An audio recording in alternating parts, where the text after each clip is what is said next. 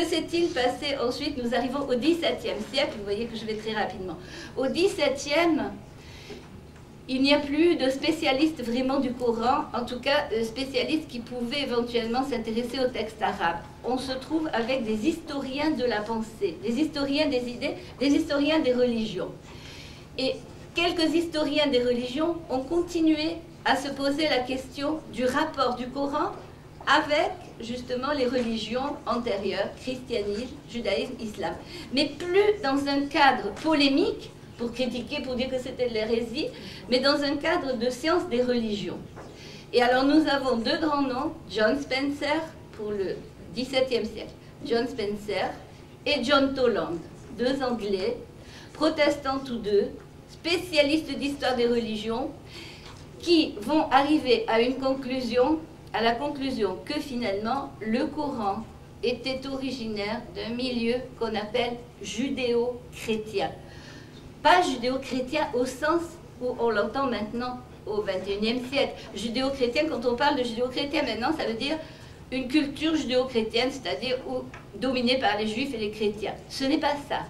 Judéo-chrétien pour l'époque, c'est-à-dire 4e, 5e siècle après Jésus-Christ, judéo-chrétien désignait un mouvement très particulier de juifs qui étaient devenus chrétiens tout en gardant leur religion juive. Donc, ces deux penseurs, Spencer et Toland, ont émis l'hypothèse que le Coran aurait vu sa naissance dans un milieu judéo-chrétien. Et ils en ont donné tout un tas d'explications. En particulier, John Toland, qui était très enthousiasmé par cela et qui finalement, à la fin de son livre, a déclaré « Je suis judéo-chrétien, finalement, je préfère cette pensée à la pensée du christianisme officiel ». Alors ceci est à situer aussi dans le cadre des querelles entre les catholiques et les protestants au XVIIe siècle, au XVIe et au XVIIe. Vous savez qu'à cette époque-là, les catholiques et les protestants se massacraient les uns les autres, se détruisaient, se détestaient, se critiquaient sans arrêt. C'était une chose terrible. Et les rois étaient obligés de prendre position, les papes prenaient position, les chefs d'État prenaient position. Donc, cette querelle entre les catholiques et les protestants a joué un grand rôle dans la manière dont l'islam a pu être perçu. C'est-à-dire que chacun finalement disait « Oh ben oui, l'islam finalement c'est moins pire que le chrétien qui est en face de moi ». Les protestants disaient « Les musulmans sont moins pires que les catholiques ». Les catholiques disaient « Les musulmans sont moins pires que les protestants ». Alors, cette manière de penser a fait évoluer dans justement une certaine ouverture quand même vis-à-vis de l'islam. Certains disaient « Je préférerais aller vivre en pays musulman plutôt que de vivre en pays catholique. Je préférerais vivre en pays musulman plutôt que de vivre en pays protestant. » Donc il y a eu une sorte d'ouverture petit à petit. D'autant plus qu'à la fin du XVIIe, des relations avec la Turquie, qui était le grand ennemi potentiel, des relations commerciales, économiques et politiques avec la Turquie se sont ouvertes. Et donc, il y a eu une forme d'ouverture. Cette ouverture a donné quoi? Elle a donné naissance à l'orientalisme moderne. Donc, l'orientalisme moderne, on peut dire qu'il est né à la fin du XVIIe, avec un religieux italien qui s'appelait Maracci. Donc M-A-R-A-2-C-I. Maracci, il est le premier à avoir traduit le Coran en italien avec dans la marge des commentaires qui n'étaient plus des commentaires intertextuels avec la Bible, avec les textes antérieurs, évangiles et autres, avec la religion chrétienne, mais des commentaires qui étaient tirés des commentateurs musulmans eux-mêmes, ce qu'on appelle le tafsir, c'est-à-dire l'explication du Coran par les musulmans eux-mêmes. Donc à partir de Maracci, on a commencé à étudier le Coran à travers le regard qu'avaient non pas les chrétiens eux-mêmes, mais le regard des musulmans eux-mêmes sur le Coran. Et donc c'est ça l'orientalisme moderne. Tout l'orientalisme moderne s'est construit sur cette idée, c'est-à-dire étudier le Coran à partir des textes de l'islam. Et alors on a commencé à avoir une très bonne connaissance de l'islam, de ce que les musulmans pensaient. Et ceci a duré donc jusqu'au XXe siècle. Au XXe siècle, on arrive avec deux grands noms, je vous cite que ces deux-là pour simplifier. Donc Louis Massignon et Henri Corbin.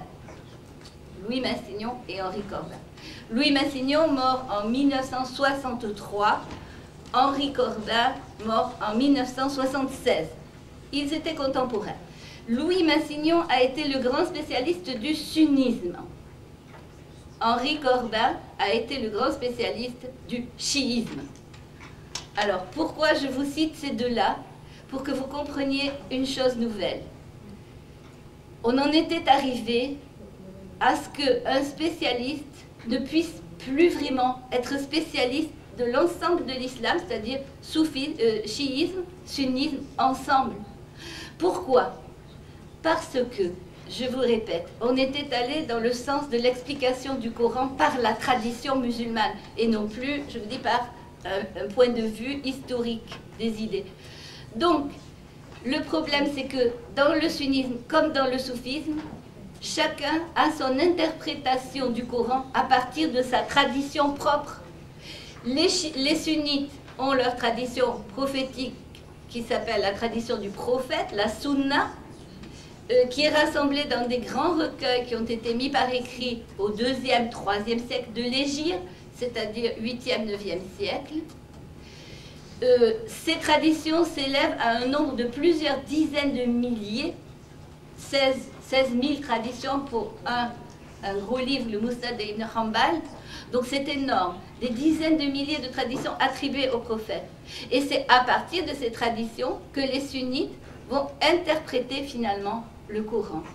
Les chiites, de leur côté, ont des gros livres aussi de tradition, des sunnas aussi, mais qui ne sont pas attribués aux prophètes, mais aux imams, c'est-à-dire aux descendants de Ali, le cousin du prophète, qui est à l'origine de la lignée des imams du chiisme. Donc, nous avons tradition sunnite, quelque part, contre, je dis contre, entre guillemets, mais contre tradition chiite, c'est-à-dire celui qui va donner l'interprétation du Coran à partir de la tradition sunnite, ne va pas, dans beaucoup de cas, avoir la même interprétation que dans la tradition chiite. Pourquoi? La tradition chiite, sur le plan politique et même sur le plan spirituel, va dans le sens où les imams, donc ces descendants du cousin du prophète et de sa fille Fatima, va aller dans le sens que seuls les imams possèdent le vrai sens du Coran. Seuls les imams. C'est la théorie du chiisme et elle est valable jusqu'à maintenant. Simplement, pour des raisons politiques, depuis la révolution de Khomeini, il y a eu des rapprochements entre le chiisme et le sunnisme. Mais le fond reste. Pour les chiites, seuls les imams possèdent le vrai sens du Coran, ce qu'on appelle le ta'wil, l'interprétation du Coran. Alors que, selon les traditions sunnites, ceux qui possédaient ce vrai sens, c'était les compagnons du prophète, ceux qui ont suivi le prophète et qui ont été les premiers califes, surtout Abu Bakr, Omar et Osman, les 3 premiers califes, et les compagnons proches du prophète. Ce sont eux qui sont censés avoir eu le vrai sens du Coran. Et pour les chiites, ce sont les imams. Donc vous voyez que la tradition, ce qu'on appelle les traditions, là, mettent une scission entre le sens du Coran chez les chiites et le sens du Coran chez les sunnites. Au point que, justement, il y a eu besoin au XXe siècle de Massignon, un spécialiste des sunnites, et de Corbin, un spécialiste des chiites. Parce que il y aurait eu une trop grosse opposition intérieure pour pouvoir travailler avec conviction sur les deux branches en même temps. Trop de contradictions absolues.